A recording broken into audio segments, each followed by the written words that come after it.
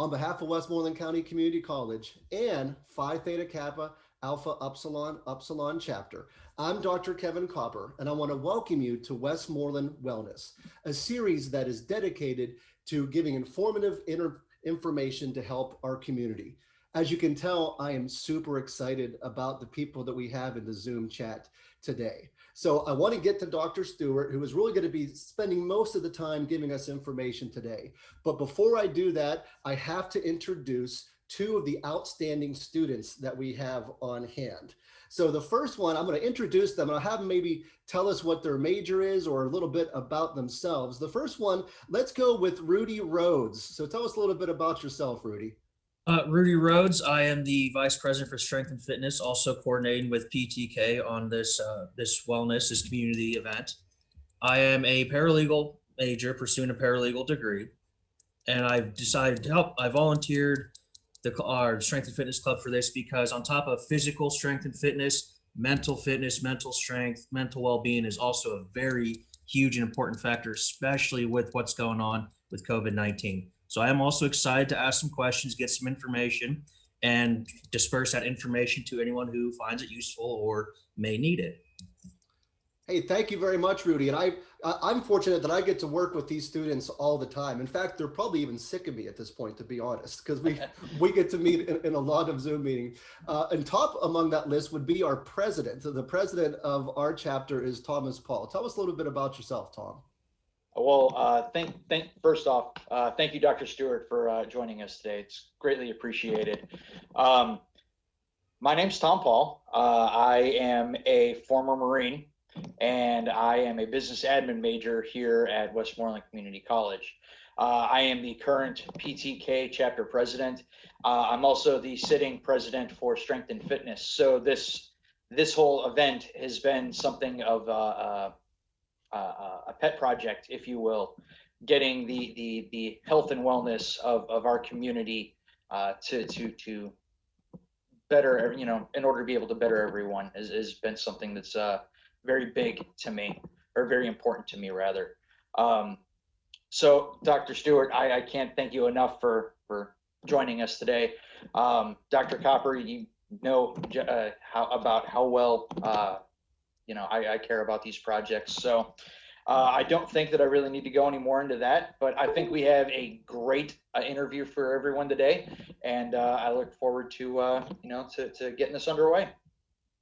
Yeah, thank you, Tom, and obviously thank you for your service. We really appreciate that, and I know that a lot of the veterans that I talk to are so humble whenever I say that to them, but please know that I genuinely mean that. So my first question for Dr. Stewart is, could you just give us a little bit about your background and why you chose this career? Sure. I'll try to be as quick as possible because it was a bit of a circuitous route to get here, especially to get to private practice. I actually grew up in Greensburg, went to Hempfield. I loved psychology. I took psychology and sociology, instead of AP government or whatever it was, my senior year, but I was also in the musicals and I was a singer. So I went to NYU and was a voice major, and that was great. And it was very fun. And then, got a couple shows out of college. I was like, this is great. They pay me to do this thing. Of course, the pay was about $400 a week. So that didn't go very far or last very long. But actually another tragedy was one of the things that kind of got me thinking about psychology is I was in a show when 9/11 happened. And it was really interesting to see. The show was The Scarlet Pimpernel, which has a very uplifting message, and people really seemed to need that.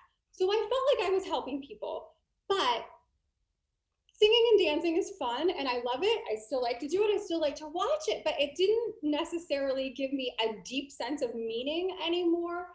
So I took a couple years, didn't know what I was going to do, moved back home, was this close to law school, and thought, oh, that's helping people, but I don't think that's the right way either.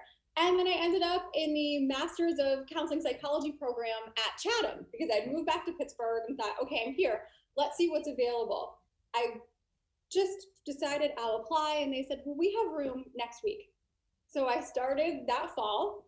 While I was there, I thought, I thought about psychology before, but literally the thought was, I never want to go to school that long, even though I loved school. So here I am in this master's program thinking, all right, I'll do this, I'll get an LPC, I'll practice.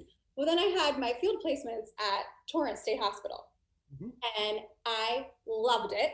My supervisor was a psychologist, and he said, you know, you really could be a psychologist. I said, okay. And then Carlo started a PsyD program, and I happened to be in touch with people there because people I was interning with at Torrance were from Carlo. So I met with the department chair, I believe it was. I applied, I went in for my interview, stopped by the bookstore, and I looked and I'm like, everything's purple and white here. Well, guess what? NYU's the violets, everything's purple and white there. Chatham, everything's purple and white. I walked past the bookstore at Carlo, purple and white, and I was like, this is what's happening. So I end up taking the longest way possible to be a psychologist by doing a 60 credit master's program, 4-year doctoral program, you know, then postdoc. And I actually, I accepted a faculty position at Carlo when I graduated. And so it took me a little longer to get my postdoc hours in. And then after a couple years of doing that, I decided that I actually really missed, I wanted most of my time to be practicing versus teaching. And, you know, as you know, a lot of our academic time isn't even teaching.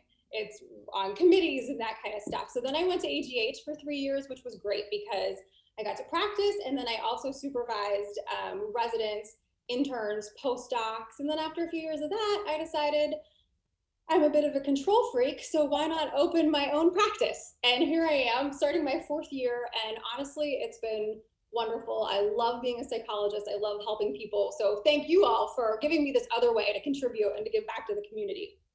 Well, that seems like a great story to me. And of course, if we had more time, I would love to know what it's like to be involved in performance arts in New York City. Are you kidding me? That sounds like the coolest stuff ever, but we'll get back to... Sounds like is the operative phrase there.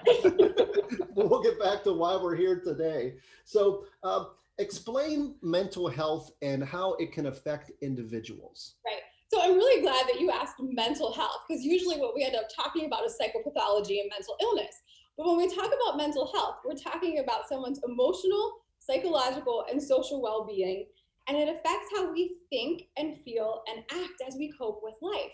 So if we put all of that together, and we've been more or less locked up for almost exactly a year at this point, this has just been really, really difficult on people. And I think for a lot of people, that line between mental health and mental illness is getting blurrier and blurrier as the days go on.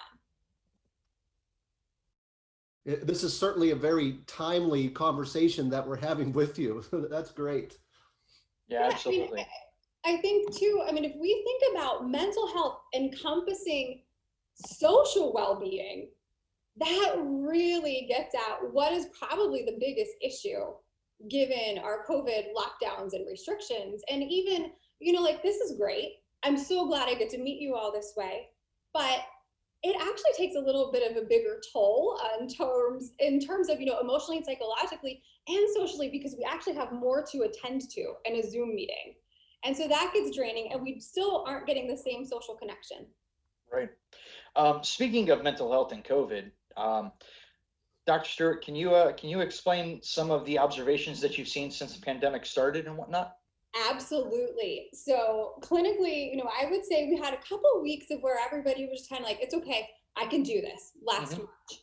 And then the way I started talking about it with patients was, it was almost like, for all of us, myself included, a mirror was held up to our lives. And we saw all of our patterns, all of the things that were good, all of the things that were, I don't really like the term bad, but we'll say non-preferred, not necessarily healthy. So it wasn't just a mirror, it was a fun house mirror that we were using to look at our lives. And within, you know, a month to a few months, almost everybody I was seeing exacerbated symptoms that they hadn't had maybe in 5-10 years or since childhood. I treat, you know, young adults and up. These issues were coming back. And then if we look at, there have been some decent studies that the CDC has produced and other groups have looked at, you know, basically surveys, what people are reporting. Well over 50%, I think it's closer to 60 or 70% at this point, of American adults are reporting that this is severely impacting their mental health. Substance abuse is on the rise.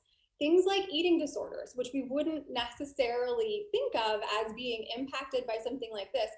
Well, eating disorders are on the rise. And to me, that's a lot because of eating disorders often deal with control. We feel completely out of control right now. We have to do, we have to follow all of these restrictions. We can't do the things we normally do. So anything we can do to feel like we have some power sometimes feels good, even if it's an unhealthy pattern. Makes a lot of sense. Quick question for you. What are some of the signs of mental health issues that people should look for, especially given these times? Yes, that is a great question. And I would say number one, something I didn't mention in looking at how people have been impacted is substance abuse is on the rise. And interestingly, particularly in women. So if you notice someone using substances more than they usually do, if someone is withdrawn, if I can't tell you how many people have said, yeah, I haven't showered yet this week. And part of that could be we're not going out, but part of that is not taking care of ourselves. When self-care starts to go down, so does our mental health. Just not engaging in the same way. If someone doesn't seem like themselves, that's probably the best way to know something is going on with their mental health. Now, when you say substance abuse specifically, are you referring to like substances such as alcohol and other legal substances, or?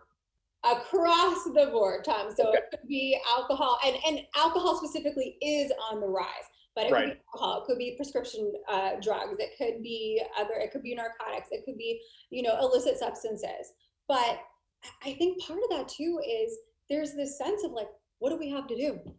Or, well, I'm not going anywhere, I'm not driving, so. Yeah, do I need to do this today? Exactly. It's not I get it. Argument, but it's not so great for your mental health. Right. I fully get it. If I'm honest, I may have slacked on vacuuming my floor once or twice, but yeah.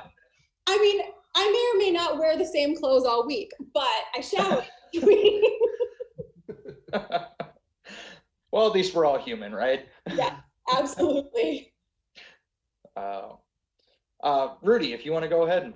Yeah, you mentioned two things that actually I had questions for before, my friend from before, and it was self-care and eating disorders. I want to touch on the self-care first because that is one of the big, taking care of yourself, like you said, whether you're showering every day or once a week or not, there are negative effects.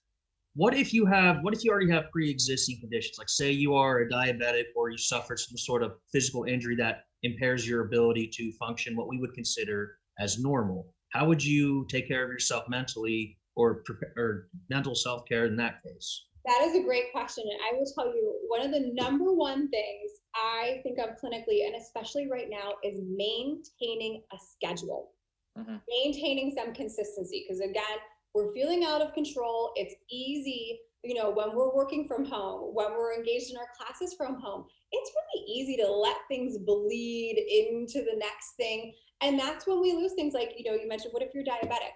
Well, if you're not following a schedule, are you eating when you should? Are you getting your insulin if you're type 1? And with almost every single mental illness, any significant issues, and actually, if you think about it with kids, one of the first things we do is get them on a schedule, right? And then as adults, we often tend to push against it. Actually, that starts long before adulthood, right? But we generally get that externally from things like work and school. But when everything's happening at home, it is so easy to let that stuff go. So maintaining a consistent schedule, really watching, people's sleep patterns are an absolute mess right now. So keeping a consistent sleep-wake cycle, watching your sleep hygiene. Another thing is we are on screens almost all the time now. So it's probably even more important to watch your screen time on your phone or on your iPad. If you've been on Zoom all day, I know you might want to kind of shut off by, for me, it's Bravo. But whatever your guilty pleasure is, but staring at another screen, probably not a good idea. Definitely not a good idea before bed. Things like yoga, meditation. Now, those are things that I love, but other people might love journaling, reaching out, and maybe it's not FaceTime since you've been on Zoom, but phone calls. I think this would be a great time for people to start, with pen pals again. That might be interesting. Once we can get outside, going outside for a walk, behavioral activation is a wonderful thing. It's one of the most evidence-based treatments for things like depression and anxiety. So anything you can do to maintain regular exercise, even if it's like walking around your house, up and down stairs, doing whatever you need to do. Our body is just as important as our mind, and we've got to remember that they affect each other. I agree entirely with the schedule thing. I'm a vet myself, Navy vet, so Tom's older brother, I guess you could say, when it comes to military. But when they put us on a schedule, that consistency, that normalcy, that I can expect this to happen at this time, or I can Absolutely. That actually does alleviate a lot of stress, because there's no variables, there's nothing out there to throw you for a loop or disrupt you, cause stress or anxiety. So I agree. Yeah, maintaining a schedule would be, even when it comes to eating, a regular eating schedule, which segues into my next question regarding the impacts, mental health impacts of the food you eat, the diet you follow, the exercises, whether you maintain that consistently, 3 square meals, or is it one meal, a snack, one meal, bed, wake up, snack, or what have you? Do you throw in gym time in between? So that would be the next question. Like, what impacts have you seen from those particular schedules or lacks of scheduling? Right. So I think that is huge. And, whether it's 3 square meals, or I happen to be someone who likes to eat more frequently, smaller amounts, that works for me. If you study Ayurveda at all, it works for my type. I get hungry pretty often, but then I can be full fairly easily. But there's actually a movement picking up some steam called nutritional psychiatry. I don't know a ton about it, but really looking at how food affects us. And I will tell you, it's funny that you brought this up, because I was just thinking about this. I hate the term comfort food, because usually it's junk. And usually we feel physically worse after we eat it. We think it's great, it's tasty, it's warm, or whatever it is. But then like an hour later, like, why did I do that? And it doesn't feel good in our body. And then I'm talking to you, Tom. I'm just kidding. I see you not. What? But then there's that connection.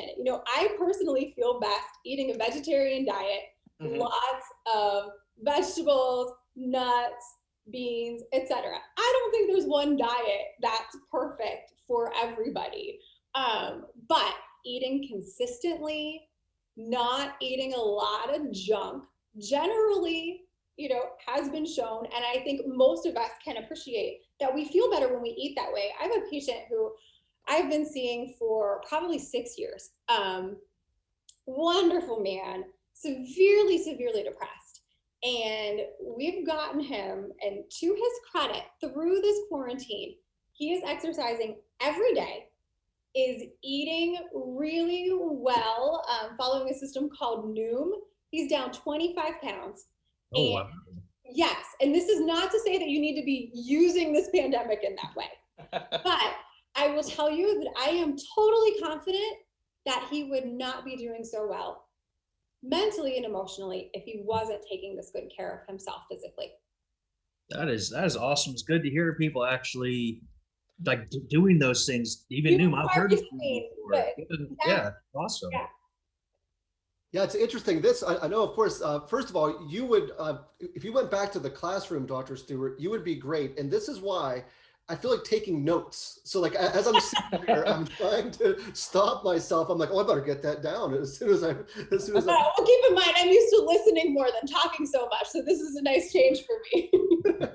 Well, after all, you're human. So this would be a question based upon what you did for your mental health during COVID. And I should share this and this may sound odd, but I helped to maintain my mental health through the COVID by walking my dog. And it sounds strange, but I walked him over 600 miles last year. Oh my goodness. So over 600 miles, and a lot of that was back in the woods.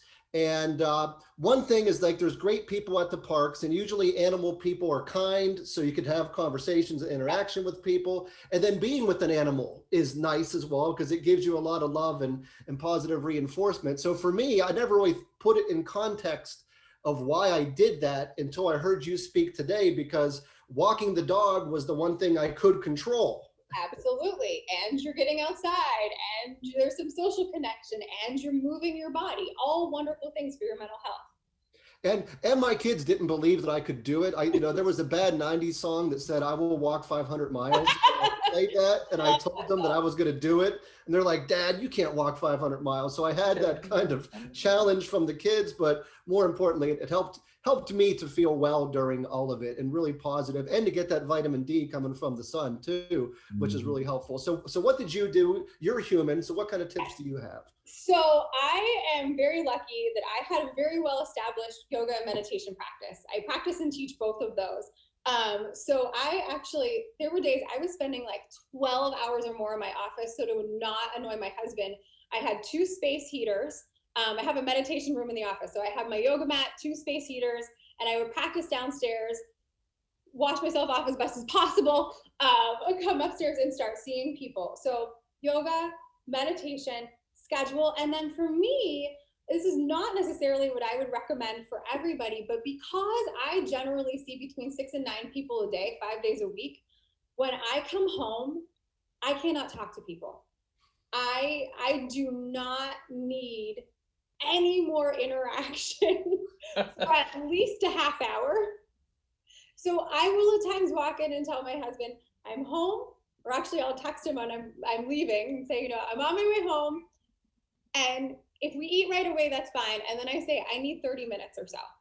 And I go sit with the dog and read, or just meditate more, whatever it is. But I do yoga pretty much every morning, except for Fridays. I start a little bit earlier, so I do it later. But I've only missed a few days of yoga this entire year. And I really credit having that, as well as not just, the discrete meditation practice of sitting on my cushion or on my mat for this many minutes and being silent or doing a guided meditation, but having the orientation that meditation gives us towards life, and that I can observe all of this. I don't have to attach to it. Don't have to go right into it and, take on everybody's emotions. I can simply witness it, which has been invaluable as I witness and experience a lot of the same things as patients for the past year. Yeah, and I totally get you. Whenever I've been on Zoom all day and I just want to have that precious half hour, I know exactly how you feel about that. And my family and I were in family yoga practices before COVID started. So I got to learn just enough. So that's, I'm one of those people, like I know a lot of people in my classes and people I speak to on Zoom, is that I'm sitting here and there's a yoga mat behind me and I could escape to that world at any time. That's great. Absolutely. So Dr. Stewart, my question now is, do you have any tips for college students specifically to improve their mental health, and also segueing off of your experience with yoga, for those individuals that are interested in potentially taking up yoga and whatnot? Obviously, if they wanted to get into weightlifting, there's obviously numerous gyms around, or there's also the weight room and fitness center at the school. But we don't actually have any, typically any access to yoga. So how did you get into yoga? How would you recommend that those interested get started? Pursue finding a yogi if necessary, or just getting involved in it, and then specifically the tips for those of us in college to help improve our mental health.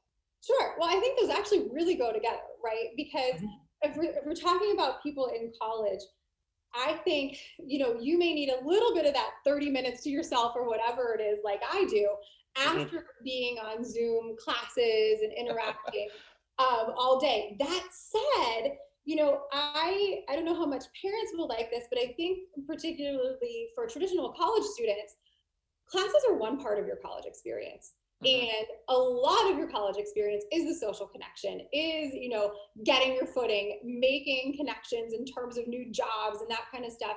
And you don't want to lose sight of that. So maybe, again, hopefully the weather gets better more consistently soon. Maybe it's going outside and meeting in a distanced way, so that doesn't have to be all on screens. Watch your screen time.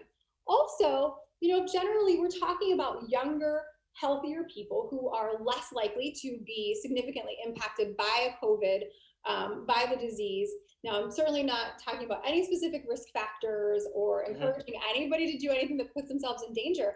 But one thing we know is that helping other people is generally something that feels good for pretty much anybody. But a younger, healthier population could really put that to use by doing things like getting groceries, for older parents, family members, neighbors, friends, maybe trying to make new connections with people. And I really think, I'm going to say ditching the screen time, and then I'm probably going to talk about virtual yoga. So take that with a grain of salt. As you're on the computer all day, maybe staying away from it at least a little bit, especially at night before you go to bed, because everything shows that the blue light is just horrible for your sleep. And if you keep your phone next to your bed, please at least flip it over so that the light isn't going off and on through the night. That can disturb your sleep more than you know.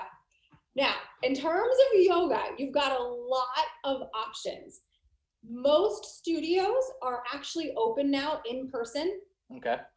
You've got to wear a mask, you've got to distance. So a lot of times you have to sign up beforehand because classes are very limited in terms of how many people can get in. Personally, I love an in-studio practice. I think that's the best way to learn. I like, as a teacher and as a student, knowing that as a teacher, I have eyes on somebody. So I can say, hey, walk that foot forward a little bit to protect your knee, or whatever it is. And as a student, someone's watching me. And one of my favorite things to do and receive, unfortunately, was hands-on assists. And I don't know when we'll be able to do that again. But at least having someone watching you. So there's also a lot of studios are actually doing a really great thing where they're live streaming from in-studio classes. So you're watching people in class, and so the instructor can have eyes on the people in the studio and on Zoom, and you're getting some, pretty specific feedback. Some people, especially when starting yoga, have no desire to do it in public. They feel like, I want to at least get some of the basics down. So believe it or not, there are tons of free yoga practices on YouTube. Look for something that starts with either gentle or beginner, or just reach out to a local studio. I'm sure if you Google yoga studios near me, you'll find something. And same for meditation. You can find all kinds of resources online. And a lot of people, when we realized this is not going to be 2 weeks, started putting as much content as possible online, and either free or pretty accessible in terms of price, so that more people would have the opportunity to use these things to, as Rudy said, to be mentally strong as well as physically strong. And to me, yoga is one of the best ways to do that, because we use our body weight and we use our minds, and we're strengthening both at the same time. I have one more question before I turn it over to Rudy. So for those, I understand that because PTSD is a broad spectrum,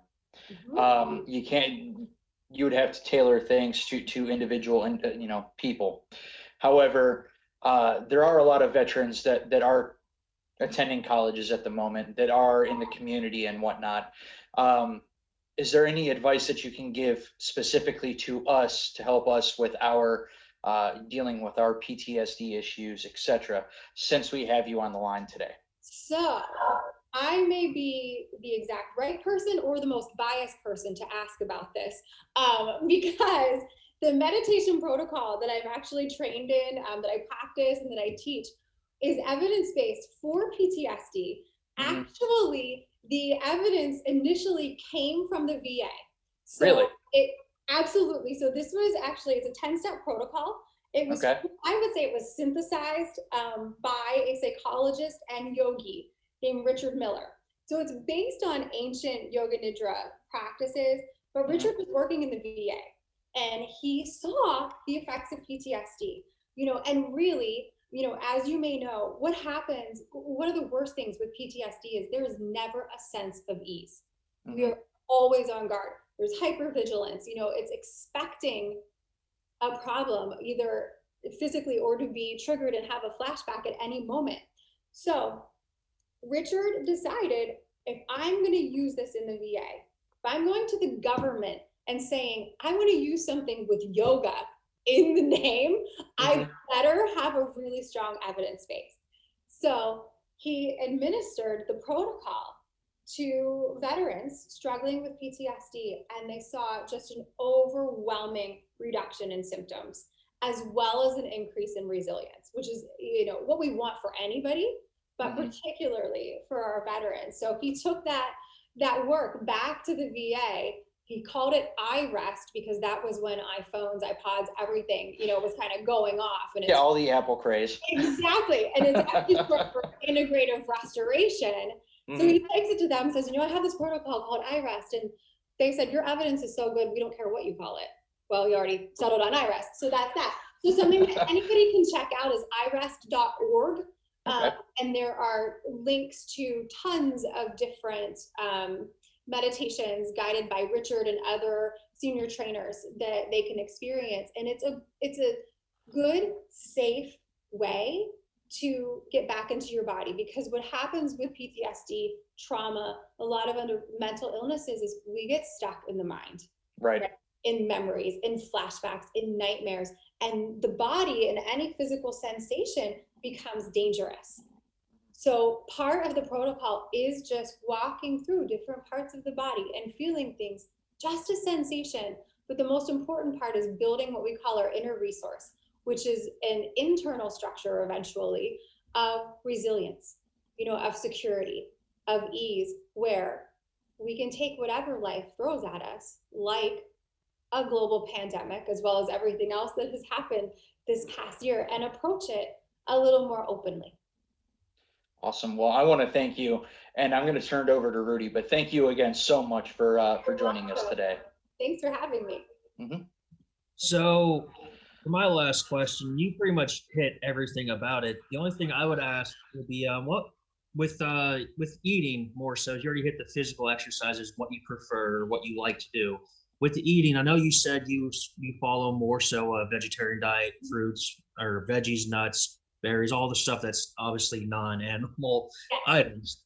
Well, on that note, what would you prefer? What would you recommend for all manners of people, all age groups, what have you, that you have seen or you have observed? What would you recommend they should include in their diet or look at possibly expanding their palate on? Well, honestly, I think most, people, the number one question vegetarians get is, how do you get your protein? In many ways, all the time. Most Americans get plenty of protein. It's not really something we have to worry about. But honestly, I think just having a balanced diet, get your protein, get your fruits, get your vegetables, get your grains. Don't get so restrictive, because I'll be honest with you, I did an Ayurveda workshop December 2019 and realized I thought I was eating really healthily because I wasn't eating meat, I was doing all these things. And then I was like, oh my God, you cannot exist on salad. That is not okay, because I'd have a green smoothie and then salads and some nuts. So I've had to change to incorporate, more of the major food groups, try to get all of them. And I like the idea of eating the rainbow. It's great to eat fruit, but if you only eat strawberries, you're really limited. Eat every color. And that's kind of a fun thing to do. It's actually a good thing to do with kids too. But adults can enjoy it too. I'll make a different colored smoothie, a couple of days a week, so that I know I'm getting these vitamins from this one. You're shaking your head at me, Tom. They're gorgeous. Not at all. I'm just thinking about how the purple berries taste like purple berries. But truly, just being balanced. And, I would say too, one thing that we are not good at as Americans is actually just paying attention to our body. So how do you feel when you're eating this thing? Because again, I don't think there's anything that's really good for everybody. and probably, I mean, there are some things that are really bad for everybody, Mhm. but, you know, personally, I haven't had heartburn in almost 10 years because I haven't been eating meat. And that's what I link it to. But Whoa. people, there are no Whoa. Whoa. All right. Maybe some meats, I'll give you that. But chicken causing That's almost the only heartburn? one I ate. What in chicken causes heartburn? There's nothing in there for there's no acidic, like there's nothing acidic in white You're meat. not in my body, Tom. You're killing me. You're killing me, Doc. Yeah, so Dr. Stewart, this has been such a wonderful session. You're just such a delight to talk to, and we can see why you are so successful. And beyond that, we can see why you're able to help so many people. And I know that you helped the three of us by giving us suggestions and advice and giving us information. And I know that we're going to pay that forward by putting this out to the college and our entire college community. So what a wonderful experience this has been. So I'll just close things by saying, on behalf of Westmoreland County Community College, I'm Dr. Kevin Copper, and I want to thank you for this wonderful presentation that we had today.